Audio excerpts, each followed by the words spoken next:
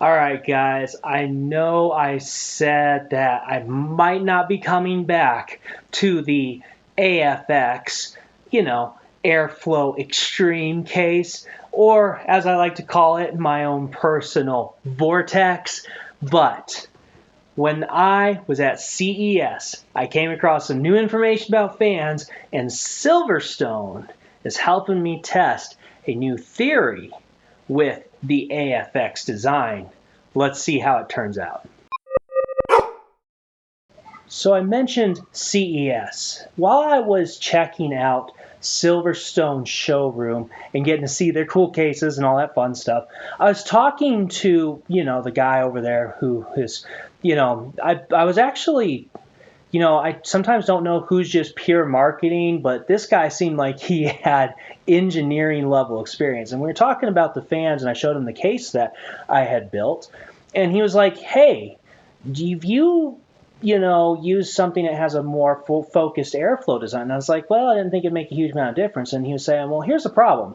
Normal fans, as they blow up, they start kind of like funneling out, and they don't have a very focused airflow. And so what happens is that air pressure will start just dissipating right after it comes out of the fan, causing turbulence. And so he said, if you have something more of a vortex design, what it'll do is it'll help keep that air focused and centered and going straight through the case. And I was like, that's interesting. Yeah, I don't think the fans that I had did a very good job at it. And he's like, well, you want to try some of these Silverstone fans that we have? They have a vortex design. And I was like, why not? Let's give it a shot. So Silverstone was super awesome and sent me 3 of these bad boys. So I got those guys installed in the AFX or Vortex. I'm still trying to determine a name here.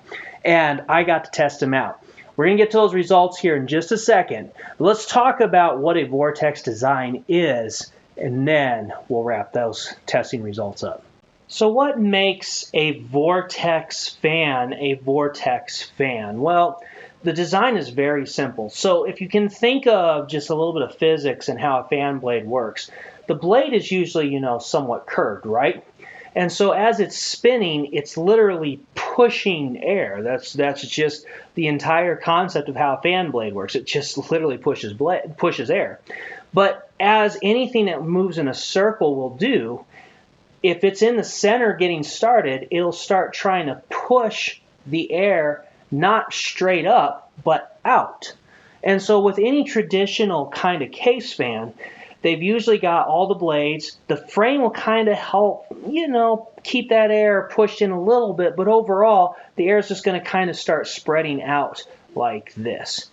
Well, if we look at these Silverstone Vortex designs, you're going to notice that all the fan blades, they curve one way.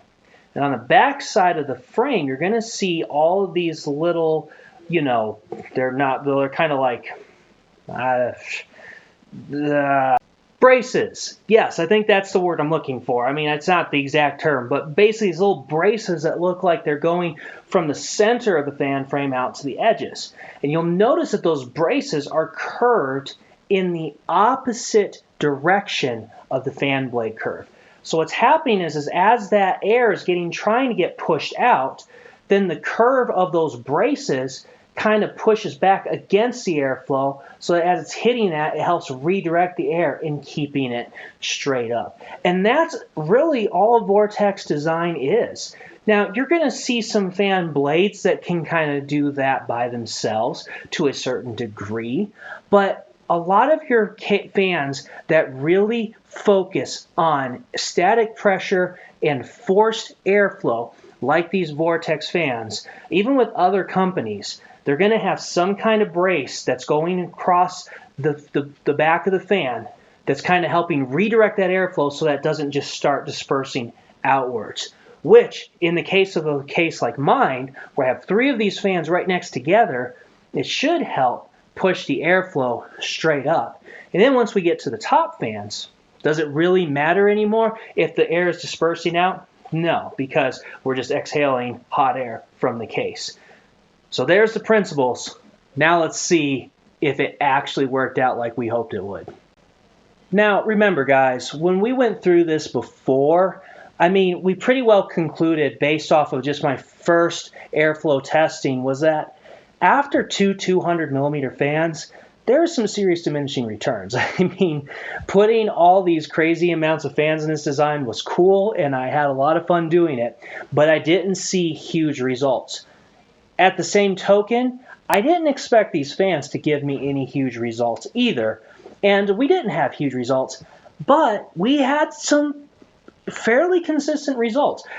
They're so close to the margin of error, it's hard to say, but I noticed negative degrees, well, not negative degrees, that's probably the wrong way to say it. I noticed a lower temperature on several of my components, and they were the key ones. So my CPU average temp after running the same gaming stress test, down 1 degree. Same thing with my first graphics card, down 1 degree. Where I really noticed that the airflow was making a difference was the bottom GPU, the second card. It actually dropped a total of 2 degrees. Even my power supply had a negative 1 degree drop. So I was like, tells me that that Vortex frame design does make an impact. But we also saw where some things that were a little cooler last time got a little a little bit hotter this time. For instance, my VRMs on the motherboard, a little bit hotter. Same thing with the solid state drive. But the best news was the decibel levels were the same. Now, we only used the middle speed on these fans because that's about 900 RPMs. That puts us at the same RPM levels as my previous 200 millimeter fans. So what we have here is these are actually only 180 millimeter fans. They're not quite as big. They are actually doing a slightly better, in my opinion, job cooling. And I think overall, this is definitely the way to go. Guys, here's what I think we really get to glean from this. First off, I get excited about a couple things. I know 2 cases right now that are using Vortex designs. One of them I hope I will be reviewing soon here. And this case should be a lot better on the cooling because it's only going to be using 120 millimeter fans. And I really think that when you're looking at smaller fans, Vortex design is going to make a much bigger impact than something huge like this. But the other case I'm really excited about, and I hope I get to review, is the Raven prototype that Silverstone had at CES. I mean, they've got a slight redesign on these 2 fans, but they have 2 of them. And then, of course, we've got this whole situation where we turn the motherboard on its side, and the 2 graphics cards are going to be going vertically straight down to the 2 fans are going to be blowing straight across them. I really think Silverstone, I mean, as much as I love my airflow design, when I saw what Silverstone did, I went, oh, I wish I had done something like that. So I'm excited. I hope I get a chance to review that case too, because I think what Silverstone's doing there is going to be the king of air cooling for cases right there. It'll be fun to check out. Anyway, huge thank you to Silverstone. This was a fun experiment. I know we didn't get huge results yet, and we're seeing diminishing returns, and that's kind of expected. But I still think the results are encouraging, and I think that we're starting to put a bigger picture together. I may not be done with the AFX yet, or this may be the last time I get to play around with it. We'll see. But I hope you guys enjoyed this video. I'll catch you later.